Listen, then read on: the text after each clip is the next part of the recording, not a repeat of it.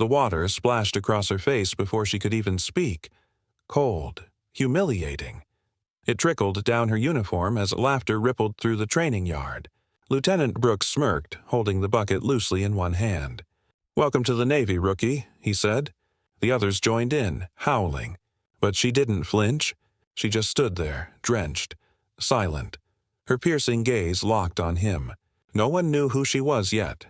Not even Brooks, especially not Brooks. "Before I tell you what happened next, tell me in the comments where you're watching from. I love knowing who's listening." Her name was Commander Elise Ward, but at that moment no one dared call her that.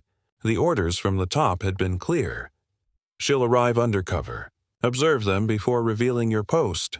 Elise had agreed, but she hadn't expected her first day to begin with a bucket of ice-cold water and a bruised ego. She didn't respond to Brooks' mockery. Instead, she smiled faintly, the kind of smile that unnerves men who think they hold the power. Inside, though, she felt the burn, the shame, the test of restraint. The rest of the trainees whispered, eyes darting between her soaked hair and the arrogant officer still chuckling. "She's not going to last a week," one muttered. Another added, "Brooks breaks all the rookies. She'll fold by morning." But Elise didn't fold. By evening, she was alone in the dorm's dim light, wringing water from her uniform. Her reflection in the mirror stared back, the reflection of a woman who had fought through storms harder than this. Patience, she told herself.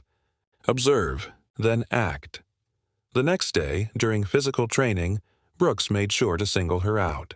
"Rookie, you think you can lead this run?" he barked, voice dripping with sarcasm. "Show us how an academy princess keeps up with the big boys."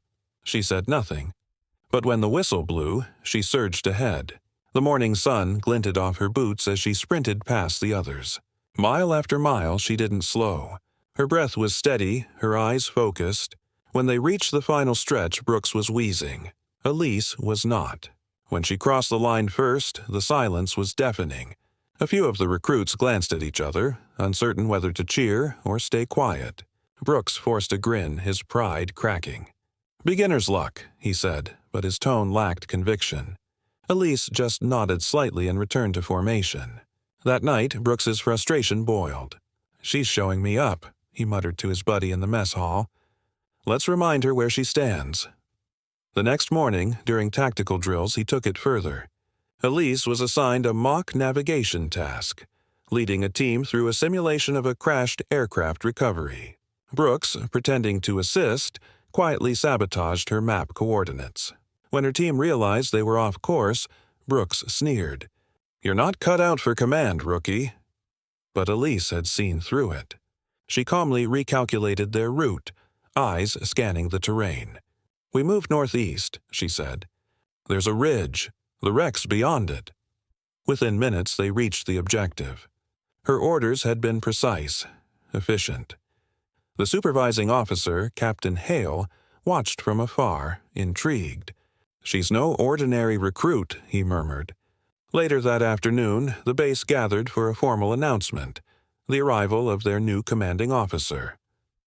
The courtyard buzzed with anticipation. Brooks leaned against a post, still laughing with his friends. "Probably some old guy from command," he joked. Then Hale stepped onto the platform. "Officers and cadets," he began. "Today, you meet the new Admiral overseeing this base." A hush fell. The sound of boots echoed across the stone path. Every head turned. Elise Ward walked forward, no rookie uniform this time. She wore the crisp white of a commanding officer, medals gleaming on her chest. Brooks's laughter died instantly. Hale saluted her sharply. "Admiral Ward, the base is yours." Elise returned the salute, her expression calm, unreadable. But her eyes found Brooks. She let the silence hang for a moment, long enough for every soldier to feel it. Then she said softly, "Discipline begins with respect, not rank." The crowd stiffened. Brooks's face drained of color. She turned to address them all. "You judged without knowing. You mocked what you didn't understand. That ends today." There was no anger in her tone, only quiet authority, the kind that shakes men more than shouting ever could. Brooks stepped forward, stammering. "Ma'am, I—" "Enough," she interrupted gently. "You'll learn, Lieutenant." "We all will." The base stood still. Then, slowly, applause began. Hesitant at first, then thunderous. In that moment, every soldier understood. She wasn't there to be feared. She was there to rebuild them.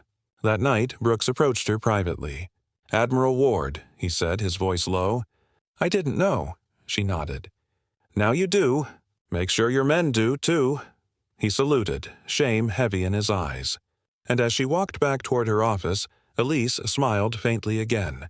But this time, it wasn't from restraint. It was from victory.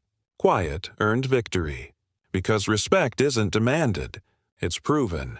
Because dignity, once tested, doesn't shatter. It sharpens. Because kindness doesn't vanish. It waits, and it finds its way back. The next morning, when she stepped onto the training field, every soldier stood at attention, including Brooks. The same spot where she'd been drenched now shone under the rising sun. Clean, silent, and ready. If you were inspired by Admiral Ward's story, make sure to subscribe to Whispered Words for more powerful tales of courage, justice, and second chances. And tell me, what would you have done if you were in her shoes?